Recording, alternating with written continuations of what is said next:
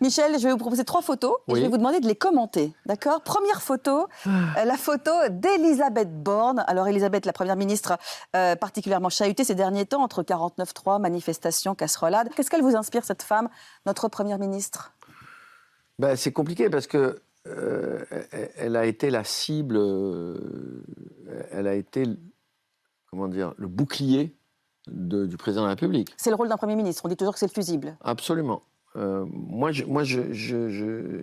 J'aime cette femme. Enfin, j'aime la personne.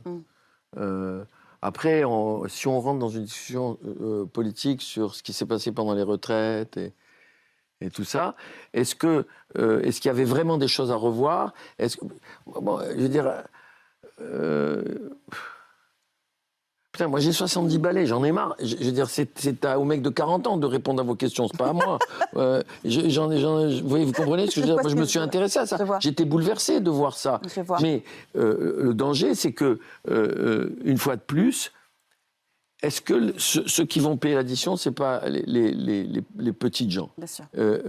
Et c'est eux qu'il faut protéger au maximum. Donc, franchement, tout ce que je vois de cette femme comme ça, j'ai du respect.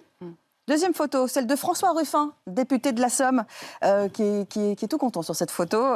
L'enfant terrible de l'hémicycle, que certains voient comme le potentiel successeur de Il paraît qu'il y a des gens qui disent que Mélenchon ne se présentera pas et que ça sera lui qui va se présenter. Il est plutôt brillant, il est plutôt...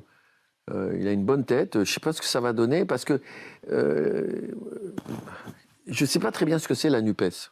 Moi, je leur donne un conseil à la NUPES, c'est de changer de nom. Hein. Ah bon, pourquoi? Parce qu'on dirait une maladie vénérienne, leur nom.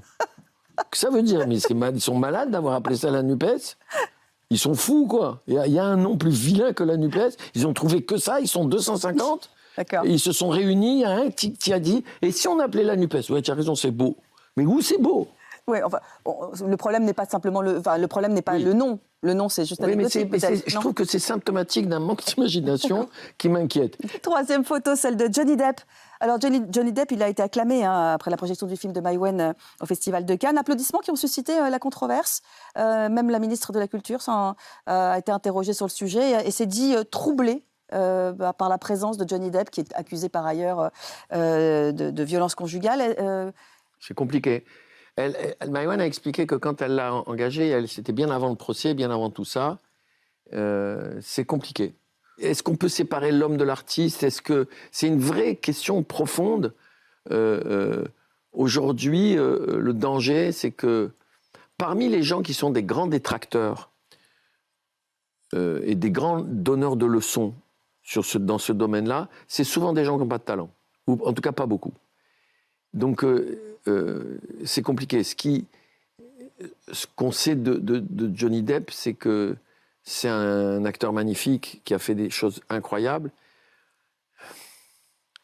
Est-ce qu'on doit le condamner parce qu'il a... De toutes les façons, il le paye. Hein. De toute façon, il le paye. Sa situation, il en prend plein la gueule. Donc, d'une certaine manière, il est puni par la vindicte publique d'une manière générale, que ce soit aux États-Unis ou ici.